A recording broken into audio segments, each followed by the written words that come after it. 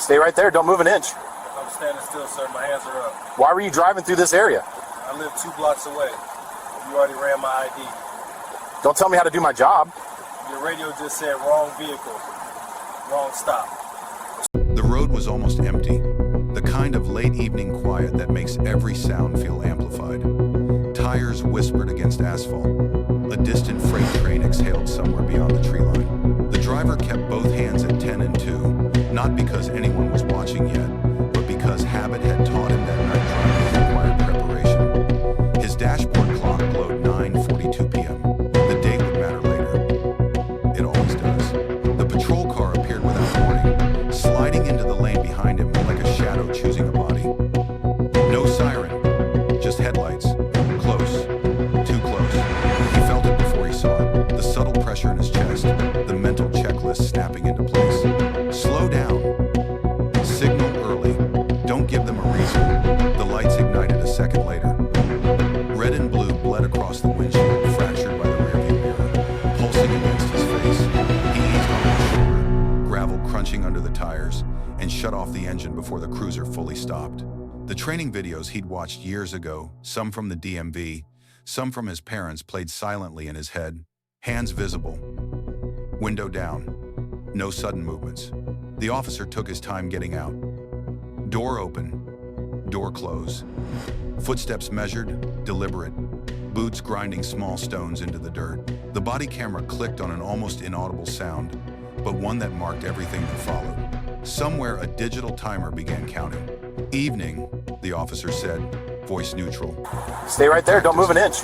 Not friendly, Still, sir. My not hands are up. hostile. Why were you driving through this area? I live Know 2 why I blocks stopped away. you? The You driver already ran looked my straight ID. ahead. Don't tell me how to do my sir. job. There was a The radio pause. just said A wrong small, vehicle. long enough stop. to feel intentional.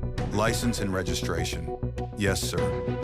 He reached slowly, narrating each movement without being asked. My license is in my wallet. Registration's in the glove box. He waited for permission. It came as a nod. Paper passed hands. The officer studied the license longer than necessary, flashlight hovering, beam briefly lingering on the driver's face. Eyes met. The driver looked away first, not out of guilt, but calculation. Eye contact could be read too many ways. You're a little far from home, the officer said, glancing at the address. I work late. Coming back from my shift, the driver replied. Calm. Even. No extra detail. Another pause. Radio crackled behind them. A dispatcher's voice murmured, codes location logged, stop initiated, 1 occupant, no immediate flags, procedurally clean. Textbook. The officer walked back to the cruiser. The driver exhaled, just a little, shoulders dropping a fraction. He stared ahead, counting breaths, watching the reflection of flashing lights ripple across the hood like a warning that never quite settled. Minutes passed. 2, 3, 4. Long enough to notice the cold creeping in through the open window. Long enough to wonder what was being checked now. His record was clean. No warrants, no priors. He knew this. That knowledge didn't bring comfort. The officer returned, slower this time. Step out of the vehicle. The request landed heavier than the first command. Not Stay illegal, right there. Don't move an inch. not unusual, I'm standing but still, different. sir. My hands are up. The Why were you driver's driving heart through rate this area? picked up. I A live 2 quiet blocks drum away. beat behind his You ribs. already ran my ID. May I ask why? Don't tell me how to do my He job. said, Your tone radio just said respectful. wrong vehicle. Careful. Just Wrong need you to stop. step out, the officer replied. No explanation. Authority didn't require one. He complied. Door open. Foot on gravel. Cool air hit his face. Another cruiser rolled up behind the first, headlights flooding the scene, doubling the light, doubling the weight. Officer safety, the report would later say. Stand right there, the officer said, pointing to the shoulder. The driver stood, hands visible. Still. The night felt suddenly crowded, the darkness pushed back by artificial light and watchful eyes. Somewhere, another body camera clicked on. No laws had been broken, no threat identified. And yet the stop had shifted subtly, irrevocably from routine to something else. The officer's hand rested near his belt, close enough to notice, close enough to matter. The road remained silent, holding its breath. The second cruiser idled behind the first, engine humming low, steady, almost patient. Its headlights washed over the scene, flattening depth, turning the roadside into a stage with no shadows left to hide in. The driver stood where he'd been told, feet shoulder-width apart, hands loose at his sides but visible. Still, composed, a posture learned not from law books, but from inheritance. "Turn around," the first officer said. He did. Gravel shifted under his shoes. The night air felt colder now, thinner, like the oxygen had been rationed. The officer didn't touch him yet. Distance was maintained close enough to control, far enough to suggest restraint. Training doctrine favored this space. Reactionary gaps. Stay right there, don't move an inch. Enough time to decide. Why were you The driving second through this officer area? approached from the I live 2 passenger blocks side, away. eyes scanning the interior of the car. With Don't tell me how to do my job. Flashlight The radio beam just dipped, said wrong rose, vehicle. paused on the back Wrong seat, stop. the floor, the center console. Nothing there. The beam lingered anyway. "Anything in the vehicle I should know about?" the first officer asked. "No, sir." "No weapons?" "No, sir." Another pause. Longer than before. The kind that invites mistakes, that tempts people to fill the silence with nervous words. He didn't. "You mind if we take a look inside the car?" the officer asked. The question was framed softly, almost casual. "Consent search." A phrase that never appeared on camera but lived just beneath the language. The driver knew the rule: consent was voluntary. He also knew how it played out when you said no. "I don't consent to any searches," he said evenly. Not defiant, not apologetic, just clear. The air shifted. It always did here. The officer's jaw tightened, barely perceptible. "Why not?" Because I don't have to," the driver replied. His voice stayed level, but something else moved beneath it, a resolve hardened by repetition. The second officer stepped closer now, boots crunching gravel, presence enlarging. "Officer safety, again." The phrase could justify almost anything. Hands hovered nearer to belts. Not drawing. Not yet. But the driver noticed. He always noticed. "Step back a little," the first officer said. "I'm already standing where you told me," the driver replied, careful to keep his tone respectful. The radio crackled. A supervisor was en route. Timestamp logged, escalation approved. "Turn around." "Hands behind your back," the officer said. "For what reason?" the driver asked. "You're being detained," came the reply. No charge, no explanation, just the word, detained. Elastic enough to stretch around suspicion, thin enough to snap back later with no consequence. Hands closed around his wrists. Cold metal clicked, not tight enough to bruise, tight enough to remind. The cuffs were applied behind the back, per policy for temporary detention during an investigative stop. The officer recited it almost mechanically, as if the words themselves offered insulation. "You're not under arrest," the officer said. The driver nodded once. Stay right He'd there, heard don't that move an line inch. before. I'm standing still, It never sir. My meant hands are relief. up. Why were you They driving guided through this him to area? the front of the cruiser, live 2 blocks pressed away. him gently but You already firmly ran my against the ID. hood. The Don't tell me how metal to do my was job. cooled through his jacket. Your radio just Somewhere said nearby, wrong a vehicle. passing car slowed, Wrong stop. then sped up again, unwilling to linger. Witnesses were unpredictable. The second officer spoke quietly to the first, just out of range of the microphones. Strategy, tone, narrative alignment. The driver stared at the pavement, tracing cracks with his eyes, grounding himself in something solid. "Just so you're aware," the first officer said aloud. Refusing consent raises suspicion.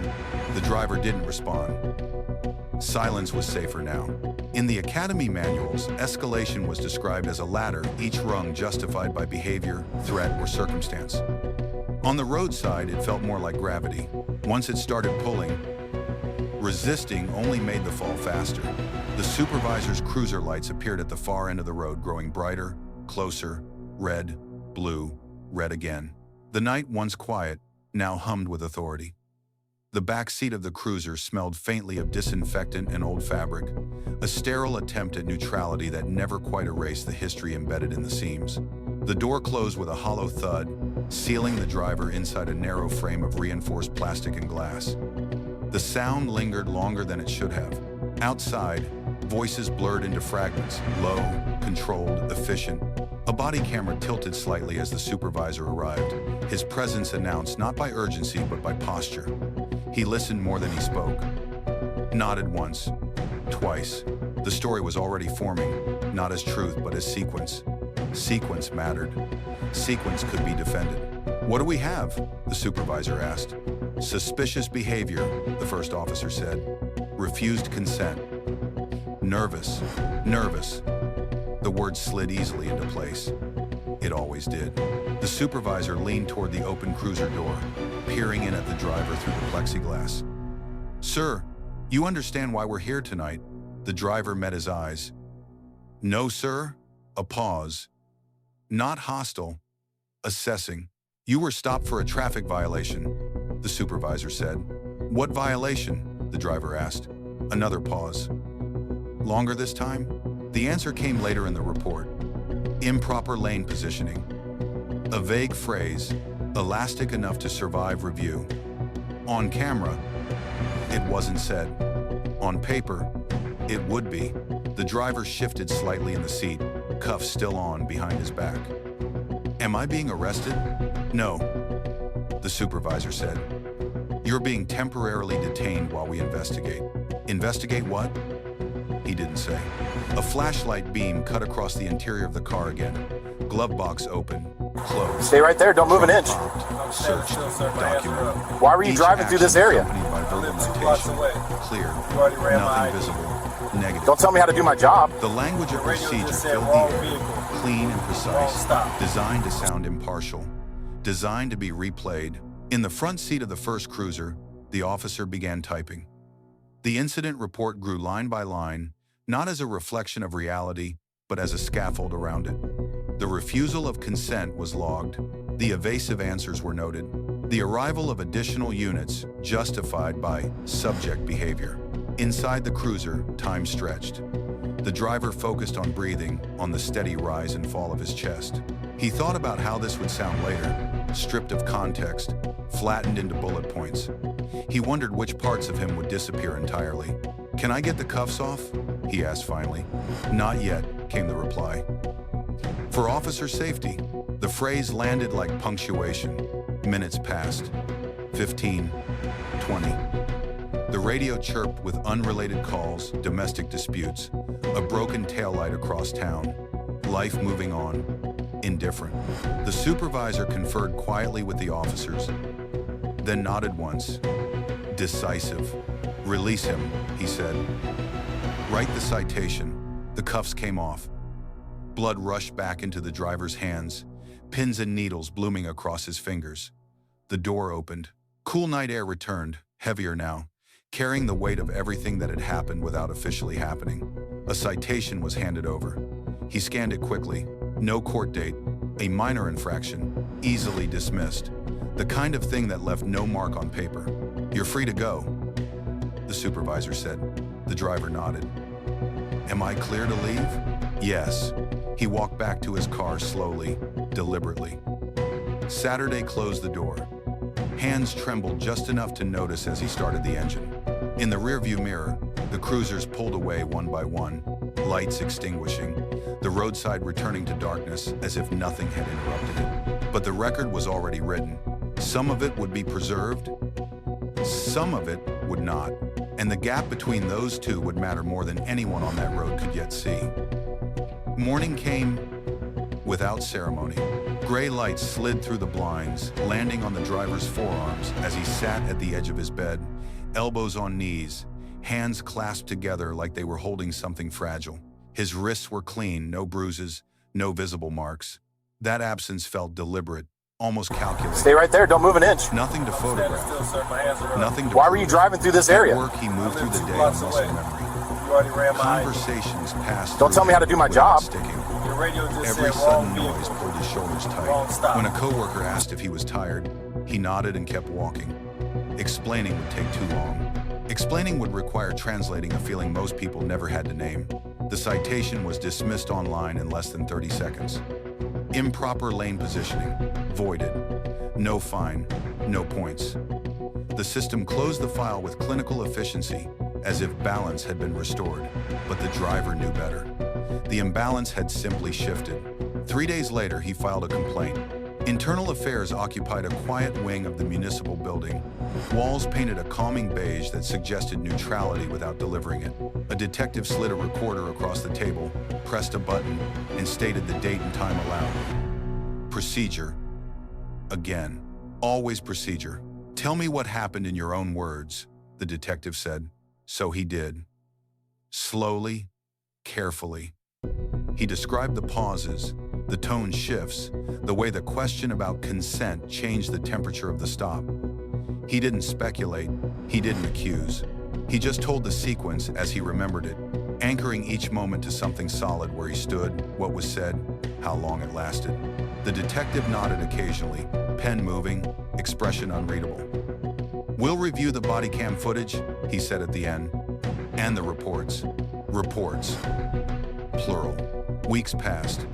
The complaint moved through channels, logged, assigned, acknowledged. The officers remained on duty, the supervisor too. On paper, nothing had risen to the level of misconduct.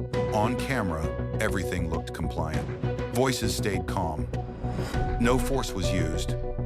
Policy, as written, had not been violated. Then a public records request landed on a local journalist's desk.